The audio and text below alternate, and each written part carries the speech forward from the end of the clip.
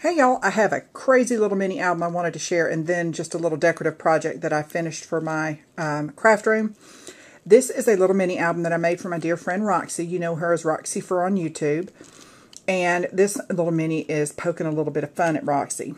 As y'all know, I live in the South, and Roxy lives up in Minnesota. So we have very distinct and different accents. And we talk all the time, and sometimes when we talk, I'll say something and she'll stop and go, "What did you just say?" Because she didn't understand a word of it. Or I'll do the same thing with her. And then I tend to use a lot of euphemisms, I guess. And she dubs them, because they are Southern euphemisms, I suppose she has dubbed them Samisms. And I'll say one and she'll say, "What did you just say?" And I'll tell her again, and she'll ask what that means. So I tell her, and she'll say, "I need to write that down. I need to write that down." Well, she doesn't need to write it down anymore, because I have compiled a list of as many as I could remember having used with her and put them in this little mini book. And she can, of course, add more if she wants to. And I used a lot of Glimmer Mist in this book. Had a lot of fun doing this. Twitch just put some pretty ribbons and a little charm on here that refers to some things that she and I have discussed. And it says, "Always be a first-rate version of yourself instead of a second-rate version of someone else." And it's a little quote by Julie Garland. And that is so true. And we've talked about how you really start to come into yourself once you hit your 40s. And me with my Southern accent and my crazy ways is just fine, you know. And we all have to be happy with the way that we are. And just the only important thing is being a good person, I think. And I love her to death. That Northern accent and everything included, I still love her. So, but I'm going to get on to showing y'all what's in the book. The first one is ate up with it. It just means you are totally obsessed with something. I like scrapbooking or making mini albums. I'm ate up with it. And I hope I've got this where y'all can see it clearly. So that's the first one. And y'all will see this is just a very simple mini, not a whole lot of embellishments or anything. It was more about just the phrases in it. And this one is grinning like a jackass eating briars. And maybe being on a farm, I can picture this better because we have a jackass. His name is Norman. And if you can just picture a donkey eating briars, pulling his lips back in a big old grin, trying to keep his lips away from the briars. So that's what that is about. And then nervous as a cat trying to cover crap on a tin roof. And I know where I got this one from. And I got this one from from my Aunt Nettie when I was a little kid. And Aunt Nettie is not Aunt Nettie or Aunt Nettie. And she's not anybody's aunt. Everybody in the neighborhood just called her Aunt Nettie. And she was an elderly woman that lived in an apartment that my dad rented to her. And we all loved her dearly. And I remember her using this phrase one time, and I just laughed and laughed because I could just picture it. So this one says, "It's drowning ducks outside." And I used that phrase back in September when we had all the flooding going on here. And Roxy had asked me what the weather was, and I said, "Girl, it's drowning ducks outside." And she was like, "What?" So I told her, I said, "It is pouring rain again." And I said, "We've got the flooding going on." So that's that one. And the next one is "Fiddle Farting Around." And it's kind of self-explanatory. It just means piddling around, not really doing anything with any real purpose. So that's that one. And the next one is "Blowing Sunshine Up My Skirt." And there was something I was working on some little project that I just wasn't loving. And she did like it. And she was telling me, she said, "Oh, no, I think you need to do a video. I like it. I like it."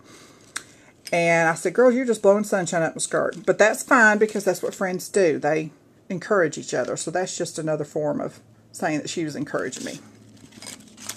And then I think this might be Roxy's favorite, "Hide and Watch." We were talking about something was going to happen. And I said, "It'll happen. You just hide and watch." It just basically means wait and see. And then this one is "Jacked Up as a Football Bat." And if you can picture how jacked up that would be, that's self-explanatory as well. And "Clear as Mud," which I'm sure the way I speak a lot of times to Roxy is clear as mud.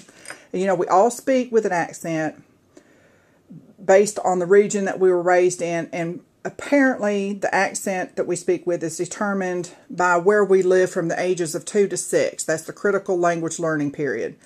And I did live in the South. during those ages exclusively. So we did move around as I was growing up, and even I went to high school out in California, and even then I lost the majority of my accent, but got it back loud and clear and quickly when I moved back. So and having an accent, y'all, has nothing to do with a person's intelligence or knowledge of the rules of grammar. It's simply a regional dialect, which are equally grammatical, if that's a word. Here I'm talking about grammar.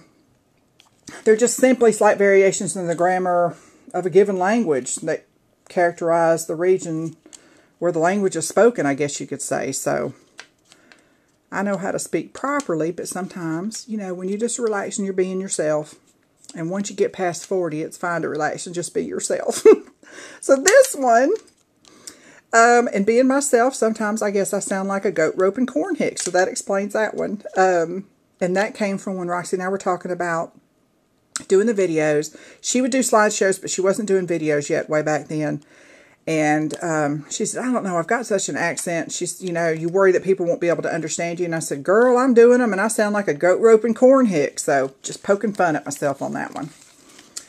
And then farting rainbows and rhinestones. And this is one that came from my son and one of my brothers, who was making comments about me being jolly all the time. And he said, I bet you're so jolly you fart rainbows and rhinestones. Because I'm happy most of the time. So, and then this one is cold as a dead witch, and I remember hearing that one from my daddy. It was a much more proper use than cold as a witch is, you know.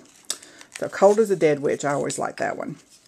And then have a duck, that just means about to have a fit over something. And if y'all, and that's probably another one, having a fit. Roxy thinks that one's crazy, but it just means you're excited about it. You're about to have a fit.